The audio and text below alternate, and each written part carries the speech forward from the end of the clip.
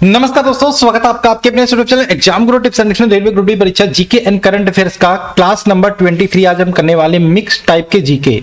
Mix type के GK का मतलब इसमें आपको जीके मिलेगा, history, geography, polity, current affairs, science सब कुछ मिलने वाला है।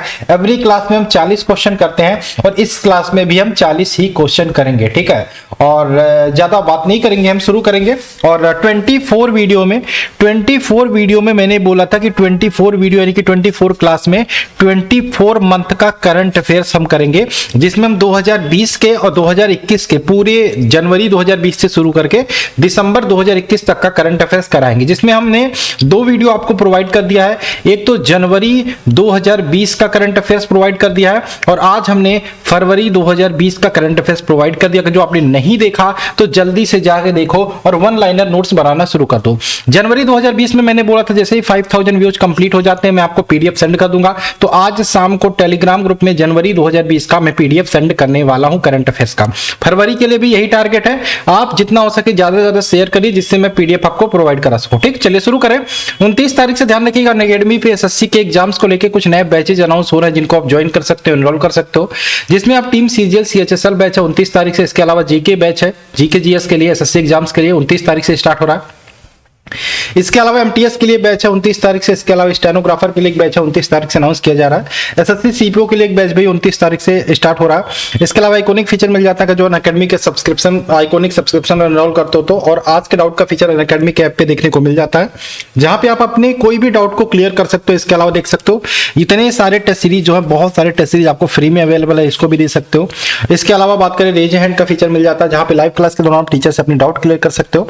एसएससी कॉम्बैक्ट एवरी संडे होता है, इस संडे भी होगा। इस संडे आप देखिए 26 तारीख को 12 PM पे आपको 30 क्वेश्चन के जवाब देने हैं 50 मिनट में। इसको आप अभी एनरोल कर लीजिए एसएससी कॉम्बैक्ट को गुरु टिप्स कोड यूज करके, और अभी एनरोल कर लोगे। संडे को क्वांट का टेस्ट दीजिए और उसके बाद 2 तारीख को आप रीजनिंग का टेस्ट दीजिए। ठीक, अगर जो दोनों टेस्ट में से किसी भी एक टेस्ट में अच्छा परफॉर्मेंस करते हो तो आपको 1 ईयर का अनअकैडमी का सब्सक्रिप्शन जीतने का मौका मिला। भाई रेलवे की तैयारी कर रहे हो, एसएससी, कोई फर्क नहीं पड़ता, आप टेस्ट को जरूर दीजिए। ठीक, इसके अलावा गुरु टिप्स कोड यूज करते तो कोई भी सब्सक्रिप्शन लेते हो तो 10% का डिस्काउंट मिल जाएगा। चलिए बात करें, पहला क्वेश्चन आपके सामने स्क्रीन पर है मिक्स जीके का। ऑस्ट्रेलिया के घास के मैदान को क्या कहा जाता है? ऑस्ट्रेलिया के घास के मैदान को क्या कहा जाता है? इसका आंसर क्या होगा? ऑस्ट्रेलिया के घास के मैदान को कहा जाता है डाउन्स। क्या कहा जाता है? डाउन्स, यानी कि option number A right answer होगा। ठीक है, विभिन्न प्रकार के घास के मैदान भी आपके एग्जामों में पूछे जाते हैं। जिस प्रकार से अर्जेंटीना के घास के मैदान को बात करें, अर्जेंटीना के घास के मैदान को क्या कहते हैं? इसको कहते हैं पंपास। ठीक, इसी प्रकार से अमेरिका के घास के मैदान पूछा जाता है, अमेरिका के घास के मैदान को बोलते हैं प्रेयरी, ये मैं करा चुका हूं। इसके अलावा बात करें दक्षिण अफ्रीका के घास के मैदान को क्या बोला जाता है? दक्षिण अफ्रीका के घास के मैदान को बोला जाता है वेल्ड। और अगर जो मैं बात करूं आपसे स्टेपी किसको बोला जाता है? किसके घास के मैदान को स्टेपी? तो ये ट्यूनेशिया के घास के मैदान को स्टेपी बोला जाता है। ठीक, चलिए क्वेश्चन नंबर बात करें 2। यूकाटन जल संधि मैक्सिको को किस देश से अलग करती है? यूकाटन जल संधि मैक्सिको को किस देश से अलग करने का काम करती है? तो यूकाटन जल संधि मैक्सिको को क्यूबा से अलग करने का काम करती है। ऑप्शन नंबर है क्यूबा। राजधानी याद रखिएगा क्यूबा का क्या होता है आपका? ला हवाना डेल स्टे क्यूबा की राजधानी है। और यूकाटन जल संधि मैक्सिको को किस देश से अलग करती है? तो क्यूबा से। ठीक, option number A right answer होगा। क्वेश्चन नंबर 3 की बात करें, यूरोप के घास के मैदान को क्या कहा जाता है? यूरोप के घास के मैदान को क्या कहा जाता है? तो अभी मैंने थोड़ी देर पहले बताया था, यूरोप के घास के मैदान को स्टेपीज कहा जाता है। स्टेपीज, ठीक, स्टेपीज यानी कि option number D right answer होगा, स्टेपीज। चलिए क्वेश्चन नंबर बात करें 4। एथलीट फुट रोग का कारक क्या है? What is the cause of athlete foot disease? कारक क्या है? तो याद रखिएगा फंजाई, यहाँ पे कवक इसका राइट आंसर होगा, ऑप्शन नंबर बी कवक के कारण एथलीट फुट नामक रोग होता है। इसका नाम एथलीट फुट क्यों होता है? क्योंकि एथलीटों को अक्सर हो जाता है जो धावक होते हैं नंगे पैरों जमीनों पर खेलते हैं या फिर कूदते हैं, दौड़ते हैं। ठीक, क्वेश्चन नंबर 5 की बात करें, मानव शरीर में विटामिन ए कहाँ संग्रहित होता है? मानव शरीर में विटामिन ए कहाँ संग्रहित होता है? विटामिन ए का रासायनिक नाम रेटिनॉल होता है। रेटिनॉल विटामिन ए का रासायनिक नाम होता है। और इसकी कमी से कौन सा रोग होता है? रतौंधी। ठीक, विटामिन ए के स्रोत की बात करें तो स्रोत में आप गाजर खा सकते हो। और संग्रहित कहाँ होता है? लीवर में संग्रहित होता है। ऑप्शन नंबर ए इसका राइट आंसर होगा, लीवर में संग्रहित होता है। क्वेश्चन नंबर 6 की बात करें, विकास का सिद्धांत किसके द्वारा प्रेरित किया गया? Who inspired the theory of evolution, विकास का सिद्धांत किसके द्वारा प्रेरित किया गया? तो इसका आंसर हो जाएगा Charles Darwin. Option number B right answer का डार्विन के द्वारा। 7 की बात करें, विश्व बैंक के वर्तमान अध्यक्ष कौन है?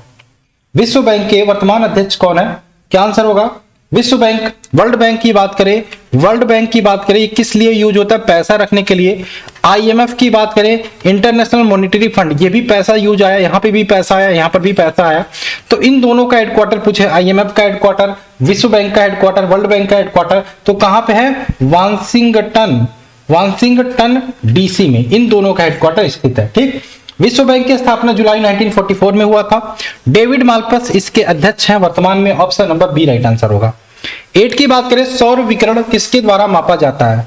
सौर विकिरण किसके द्वारा मापा जाता है? तो pyrometer. Option number C right answer होगा। पायरोमीटर के द्वारा सौर विकिरण को मापा जाता है। 9 की बात करें, एक्सरे की खोज किसके द्वारा की गई थी? हु डिस्कवर्ड एक्सरेज, एक्सरेज की खोज किसके द्वारा की गई थी? William Röntgen. Option number A right answer होगा। 10 की बात करें, विभवांतर किसके द्वारा मापा जाता है? What is the difference measured by, विभवांतर किसके द्वारा मापा जाता है? इसका आंसर क्या होगा? विभवांतर किसके द्वारा मापा जाता है? तो याद रखिएगा, वोल्टमीटर द्वारा विभवांतर मापा जाता है। ऑप्शन नंबर यहाँ पे बी राइट आंसर होगा। ठीक। एशिया और किस महाद्वीप के मध्य बेरिंग जल संधि है? The Bering water treaties between Asia and which continent, इसका आंसर क्या होगा? तो बेरिंग जल संधि की बात करें, ये एशिया और किस महाद्वीप के बीच है? तो एशिया और उत्तरी अमेरिका, उत्तरी अमेरिका, यानी कि ऑप्शन नंबर बी। ठीक। 12 की बात करें, माउंट मैकिनले किस महाद्वीप की सबसे ऊंची चोटी है? माउंट मैकिनले बहुत इंपॉर्टेंट क्वेश्चन है। तो माउंट मैकिनले आपकी उत्तरी अमेरिका की सर्वाधिक सबसे ऊंची चोटी है। Option number C right answer होगा। 13 की बात करें, आधुनिक भूगोल का पिता किसे कहा जाता है? आधुनिक भूगोल का पिता किसे कहा जाता है? क्या आंसर होगा? आधुनिक भूगोल का पिता किसे कहा जाता है? इसका आंसर क्या होगा? आधुनिक भूगोल का पिता कहा जाता है, इसका आंसर हो जाएगा Alexander one Humboldt. Option number A right answer हो जाएगा, अलेक्जेंडर वान हम्बोल्ट। 14 की बात करें, चीन की व्यावसायिक राजधानी कौन सी है? चीन की व्यावसायिक राजधानी, मुद्रा पूछा जाता है आपसे, मुद्रा पूछा जाता है तो रोमबनी हो जाएगा। रोमबनी चीन की मुद्रा है। व्यावसायिक राजधानी की बात करें, बीजिंग, बीजिंग यानी कि ऑप्शन नंबर ए इसका राइट आंसर हो जाएगा। ठीक। चीन की जो भाषा बोली जाती है उसको किस नाम से जानते हैं? उसको बोलते हैं मंदारिन, मंदारिन। ठीक। चलिए 15 की बात करें, रूस और किस देश के मध्य बेरिंग जल संधि है? रूस और किस देश के मध्य बेरिंग जल संधि है?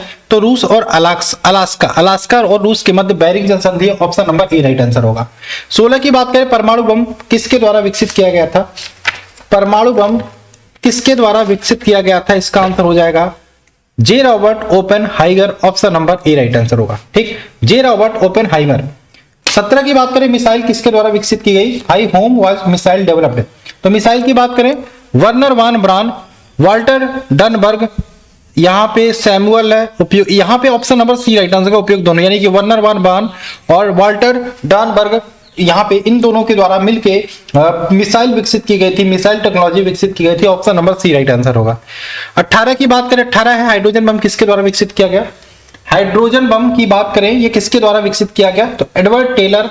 Option number A right answer होगा। एडवर्ड टेलर ने हाइड्रोजन बम विकसित किया था और परमाणु बम विकसित किया था जे रॉबर्ट ओपेनहाइमर ने। 19 की बात करें, फर्न किस वर्ग के अंतर्गत आते हैं? फर्न, तो फर्न की बात करें, ये किस वर्ग के अंतर्गत आते हैं? टेरिडोफाइटा, टेरिडोफाइटा, यानी कि option number B right answer होगा। 20 की बात करें, पादप कोशिका भित्ति किसकी बनी होती है? पादप कोशिका भित्ति किसकी बनी होती है? तो पादप कोशिका भित्ति बनी होती है सेलुलोज की। Option number B right answer होगा। पादप कोशिका भित्ति सेलुलोज की बनी होती है। 21 की बात करें, नाबार्ड के वर्तमान अध्यक्ष कौन है? नाबार्ड, नाबार्ड का फुल फॉर्म क्या होगा? नाबार्ड का NABARD, नाबार्ड का फुल फॉर्म हो जाएगा नेशनल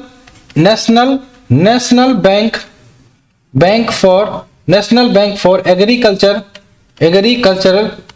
रूरल डेवलपमेंट, ये इसका फुल फॉर्म हो जाएगा। ठीक। राष्ट्रीय कृषि और ग्रामीण बैंक, हेडक्वार्टर इसका कहां मिलेगा? मुंबई में इसका हेडक्वार्टर देखने को मिल जाएगा। ठीक। वर्तमान में अध्यक्ष कौन है? Govind R Chintala. Option number D, Govind R Chintala. 22 की बात करें, भारतीय मानक समय रेखा निम्न में से किस राज्य से होकर गुजरती है? तो भारतीय मानक समय रेखा कुछ इस प्रकार से गुजरती है, और सबसे पहले ये उत्तर प्रदेश, उसके बाद मध्य प्रदेश, उसके बाद आपका छत्तीसगढ़ से आती है, उसके बाद उड़ीसा में जाती है, उड़ीसा से सीधा निकल जाती है आंध्र प्रदेश होके, ये बाहर चली जाती है, निकल जाती है। ठीक। तो 5 राज्यों से भारतीय मानक समय रेखा गुजरती है। किस राज्य से होकर गुजरती है? तो झारखंड हो गया, झारखंड से नहीं गुजरती, उड़ीसा से गुजरती है, तेलंगाना से नहीं गुजरती, option number B right answer होगा, तेलंगाना सॉरी उड़ीसा इसका राइट आंसर होगा। 5 राज्य यूपी, एमपी, छत्तीसगढ़, उड़ीसा और आंध्र प्रदेश। ठीक, 23 की बात करें, भारतीय मुख्य भूमि का सबसे दक्षिणतम बिंदु कौन सा है? ये मैंने कई बार बताया एक्सप्लेन करके भाई। एक मुख्य भूमि का पूछेगा तो आपका कन्याकुमारी हो जाएगा या कैप कैमरीन, कन्याकुमारी या कैप कैमरीन। अगर जो सबसे सुदूरतम दक्षिणी बिंदु पूछे तो आपका अंडमान निकोबार द्वीप समूह पे आपका क्या आंसर हो जाएगा? अंडमान निकोबार द्वीप समूह में क्या आंसर हो जाएगा? ये आपका इंदिरा पॉइंट, ये आपका इंदिरा पॉइंट हो जाएगा, इंदिरा पॉइंट, और ये आपका कन्याकुमारी या कैप कैमरीन। ठीक, चलिए क्वेश्चन नंबर बात करें 24, निम्न में से कौन सी जल संधि अंडमान सागर और दक्षिण चीन सागर को जोड़ती है? कौन सी जल संधि अंडमान सागर और दक्षिण चीन सागर को जोड़ती है? तो इसका आंसर हो जाएगा मलक्का जल संधि। मलक्का जल संधि याद रखिएगा, अंडमान सागर और दक्षिण चीन सागर को जोड़ने का काम करती है, option number B right answer होगा। 25 की बात करें, ग्रैंड कैनियन बांध किस नदी पर बना हुआ है? ग्रैंड कैनियन बांध किस नदी पर बना हुआ है? इसका आंसर क्या होगा? तो ग्रैंड कैनियन बांध की बात करें, ये किस नदी पर बना हुआ है? कोलोराडो नदी, कोलोराडो नदी पर बना हुआ है, option number D right answer होगा, ग्रैंड कैनियन बांध। 26 की बात करें, निम्न में से कौन सी प्रशांत महासागर की ठंडी जलधारा नहीं है? प्रशांत महासागर की ठंडी जलधारा नहीं है, इसका आंसर क्या होगा? तो इसका आंसर हो जाएगा Alaska, option number D right answer होगा। 27 की बात करें, निम्न में से किस देश के साथ पश्चिम बंगाल राज्य की सीमा नहीं लगती है? किस देश के साथ पश्चिम बंगाल राज्य की सीमा नहीं लगती है? इसका आंसर हो जाएगा म्यांमार। भूटान के साथ लगती है, नेपाल की लगती है, बांग्लादेश की, म्यांमार की नहीं लगती, option number B right answer होगा। ऋग्वेद की रचना मूल रूप से किस भाषा में की गई है? ऋग्वेद की रचना मूल रूप से किस भाषा में की गई है? तो इसका आंसर याद रखिएगा, ऋग्वेद की रचना संस्कृत भाषा में मूल रूप से की गई है, option number C right answer होगा। क्वेश्चन 29 की बात करें, ध्वनि का तारत्व किस पर निर्भर करता है? What does the pitch of sound depend? तो ध्वनि का तारत्व किस पर डिपेंड करता है? फ्रीक्वेंसी पर, आवृत्ति पर, ऑप्शन नंबर सी। 30 की बात करें, प्राथमिक इंद्रधनुष में कौन सा रंग अंदर की ओर होता है? प्राथमिक इंद्रधनुष में कौन सा रंग अंदर की ओर होता है? इसका आंसर क्या होगा? अंदर की ओर होता है तो याद रखिएगा बैगनी, बैगनी यानी कि option number C right answer होगा। अंदर मतलब इंद्रधनुष इस प्रकार से होता है, तो ये बाहर हो गया और ये अंदर हो गया, ये अंदर हो गया। 7 कलर्स होते हैं ना, तो बैगनी यहां होगा तो लाल यहां होगा बाहर की तरफ। ठीक, चलिए क्वेश्चन नंबर बात करें 31, निम्न में से कौन विद्युत चुंबकीय तरंग है? कौन विद्युत चुंबकीय तरंग है? कैथोड किरणें, पराश्रव्य किरणें, बीटा किरणें, ऑप्शन नंबर डी, बी और सी दोनों। तो यहाँ पे पराश्रव्य तरंगे हो और बीटा किरणें दोनों आपके एक प्रकार से विद्युत चुंबकीय तरंग है, तो option number D right answer होगा। 32 की बात करें, वाहनों के साइड मिरर के रूप में किस दर्पण का प्रयोग किया जाता है? वाहनों के साइड दर्पण के रूप में किस दर्पण का प्रयोग किया जाता है? इसका आंसर क्या होगा?